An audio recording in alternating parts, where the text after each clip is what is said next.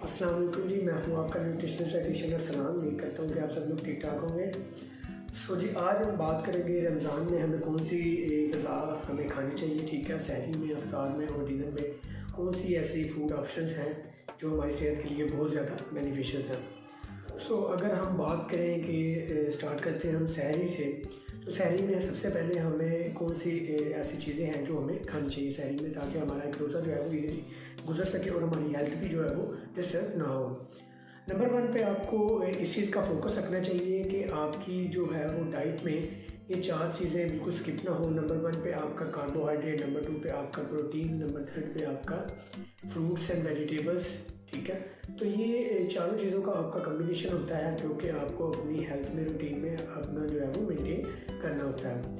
अगर हम खाने पीने की बात करें तो नंबर 1 पे आपने कोशिश करनी है कि आप जो है वो प्रोसेस्ड कार्ब जितने भी हैं उनसे दूर रहें। ठीक है, आप होल व्हीट फ्लोर की कार्ब्स लें, जैसे कि हम कह सकते हैं कि आप पराठा खा सकते हैं। ठीक है, गंदम की रोटी खा सकते हैं, इसके अलावा आप ओट्स ले सकते हैं, आप थोड़ी दलिया ले सकते हैं। ठीक है, अगर हम इनके साथ कम्बिनेशन की बात की जाए प्रोटीन में, तो आप इसके साथ चिकन शामी ले सकते हैं। ठीक है, चिकन टिक्का ले सकते हैं, एग फ्राई ले सकते हैं। ठीक है, और इसके साथ साथ देखा जाए तो हम इसके साथ साथ जी योगर्ट भी ले सकते हैं। अगर हम फ्रूट्स एंड वेजिटेबल्स की बात करें तो फ्रूट्स आप अपनी कोई भी मनपसंद फ्रूट ले सकते हैं। ठीक है, लेकिन कोशिश कीजिएगा कि एक normal medium size 60 grams almost जिसके हों वो आप ले लें। लाइक आप एक एप्पल ले सकते हैं, एक बनाना ले सकते हैं। ठीक है, तो इसके साथ साथ अगर देखा जाए तो आप प्रोटीन में फ़िश, चिकन, ठीक है, एग फ्राई जैसे मैंने आपको बताया, इसके साथ साथ आप ले सकते हैं जी एग वाइट बॉइल्ड जो है वो भी ले सकते हैं, कंज्यूम कर सकते हैं, या आप प्रेफरेबली जो है वो होल जो है वो एग ले सकते हैं बॉइल्ड फॉर्म में। अब अगर हम इसके साथ साथ देखें डेयरी में, तो हमने जी कहा कि हम योगर्ट ले सकते हैं, इसके साथ साथ हम जी लस्सी ले सकते हैं। ठीक है, तो इनको हम कम्बिनेशन की फॉर्म में जैसे कि हम फ्रूट और योगर्ट को भी मिक्स करके ले सकते हैं। एक पराठा एक साथ आप कर लें जी, एग फ्राई कर लें, एक फ्रूट कर लें, साथ में आप कर लें जी 1 गिलास लस्सी का या 1 कप लस्सी का वो आप ले सकते हैं। तो ये एक 1 मील हो जाएगा आपका सहरी में। अगर हम देखें तो ये सहरी का हो गया। अब इसके साथ साथ जो वाटर का इंटेक है वो आपने दरमियान में रखना है, और स्टार्ट करने से पहले भी आपने वाटर का इंटेक अपना मेंटेन रखना है। अब नेक्स्ट पे आ जाते हैं जी हम इफ्तार के ऊपर। इफ्तार में क्योंकि हमारी लाइफस्टाइल कुछ इस तरह से है कि हम लोग जो है वो जैसे ही हमें, क्योंकि थर्स्टी इको वाला हिसाब होता है हमारा। ठीक है, और हमें बहुत ज़्यादा प्यास लगी होती है।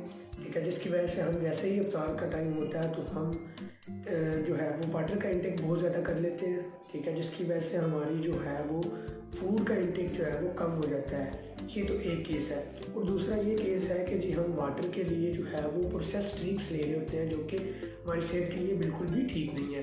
प्रोसेस्ड ड्रिंक्स में जैसे कि आपको पेप्सी, ठीक है, इसके अलावा हम बहुत ज़्यादा कंज्यूम करें जैसा कि दूध सोडा जो है वो बिल्कुल भी आपकी सेहत के लिए अच्छा नहीं है। वो आपकी दूध की ग़िज़ाइयत को जो है वो सोडा ख़त्म कर देता है। तो इसकी जगह पे आप प्रेफर करें जी लेमन वाटर ले सकते हैं, आप हनी वाटर ले सकते हैं। ठीक है, अगर आप हनी वाटर, लेमन वाटर नहीं लेना तो आप इसमें तुख मलंगा भी ऐड कर सकते हैं। उसको 1 टेबलस्पून पहले भिगो लें, बाद में उस पानी में ऐड अप कर दें। ये तो हो गया जी इफ्तार में। इसके साथ साथ जब भी इफ्तार करना है आपने 2 डेट्स लेनी है स्टार्ट सुन्नत के मुताबिक।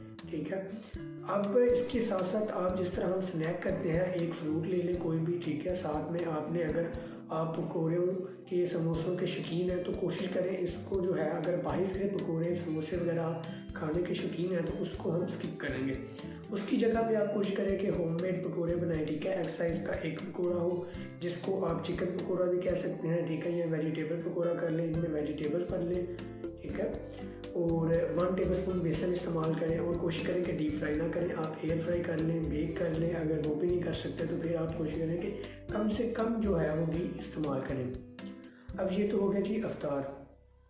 अब जब डिनर की बात होती है तो मोस्ट ऑफ द केस क्या होता है कि हम लोग साथ ही कुछ लोग कर लेते हैं अफ्तार, तो कुछ लोग जो है वो कुछ टाइम के बाद करते हैं। अब हमें कोशिश ये करनी चाहिए कि हम जो है वो इफ्तार जो है वो अपना नमाज मगरिब के बाद जो है वो करें अपना डिनर। लेकिन हम क्या करते हैं कि हम एट द टाइम ही इफ्तार के साथ ही अपना डिनर कर लेते हैं। तो जब एकदम से हमारी बॉडी पे, हमारे स्टमक पे बर्डन पड़ेगा तो वो जो है वो डिस्टर्बेंस अंदर क्रिएट कर देगा। तो कोशिश करें इस चीज़ से अवॉइड करें।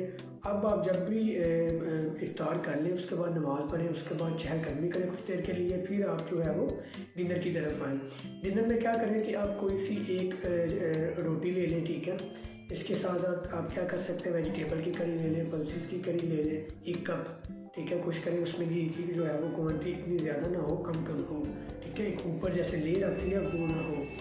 इसके साथ साथ क्या करें कि आपने इसके साथ जो है वो एक हाफ प्लेट का जो है वो सैलड रखना है। सैलड में आप कुछ भी कुकम्बर, रेडिश, ठीक है, कैरेट वगैरह, गाजर वगैरह, ये सब चीज़ें जो भी आपको इजीली अवेलेबल हैं वो आपने चीज़ें वेजिटेबल्स इसमें ऐड कर लेनी है। अब ये आपने डिनर कर लिया, अब क्या करना है कि आपने इशा की नमाज़ पढ़ ली, ठीक है जी। आप इशा की नमाज़ पढ़ने के बाद आपने तरावी पढ़ ली। तरावी पढ़ने के बाद अब जो सहरी तक का टाइम है ना, इसके दरमियान में आपने अपना फ़िज़िकल एक्टिविटी का एक जो है वो रूटीन बनानी है। फ़िज़िकल एक्टिविटी से मुराद ये है कि आपने कोई, जैसे कि आपने एक्सरसाइज करनी है, वॉक कर लें, ठीक है, जॉगिंग कर लें, स्ट्रेंथ एक्सरसाइज कर लें, जंपिंग जैक्स कर लें, ठीक है। इसके साथ साथ आप लंजेस कर सकते हैं। ये डिपेंड करता है कि क्लाइंट्स की जो फिजिबिलिटी है या आपका जो स्टेमिना है, हम उसको देख के ये प्लान करते हैं कि हम इसको कौन सी एक्सरसाइज कर सकते हैं। तो आप अपने अकॉर्डिंगली इसको उतना कीजिएगा जितना आप इजीली कर सकते हैं। फिर जैसे जैसे आपका स्टेमिना बढ़ता जाएगा हम उसको इंक्रीज़ करते जाते हैं। तो इसके बाद ये जो टाइम है आपका अफ्तार से सहरी के दरमियान, इसमें आपने फ़िज़िकल एक्टिविटी करनी है या वर्कआउट करना है। इसके अलावा जो बेस्ट टाइम है वर्कआउट का वो आप जो है वो इफ्तार से पहले अगर आप कर सकते हैं तो कर लें।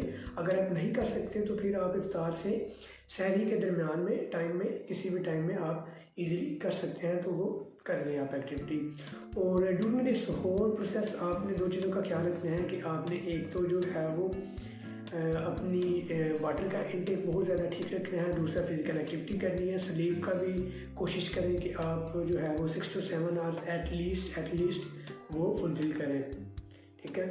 तो ये था जनरल सा एक डाइट प्लान रमज़ान के लिए। ये वो लोग जो कि आप वेट लॉस करना चाहते हैं या एक हेल्थी वे में गुजारना चाहते हैं तो आप इसको कंटिन्यू कर सकते हैं। और यहाँ पे मैं एक लास्ट में फॉरवर्ड कर गया था बात कि जहाँ पे मैं बात करता हूँ पराठे की, रोटी की, चपाती की, ठीक है। तो कोशिश करें कि रोटी का साइज़ जो है वो CD साइज़ हो, नॉर्मल 6 इंचज़ to 7 इंचज़ जो है वो उसका आपका रोटी का साइज़, पराठे का साइज़ होना चाहिए। सो आज के लिए इतना ही। फिर मिलते हैं इंशाल्लाह नेक्स्ट वीडियो के साथ एक नए टॉपिक के साथ। तब तक के लिए जी अल्लाह हाफ़िज़।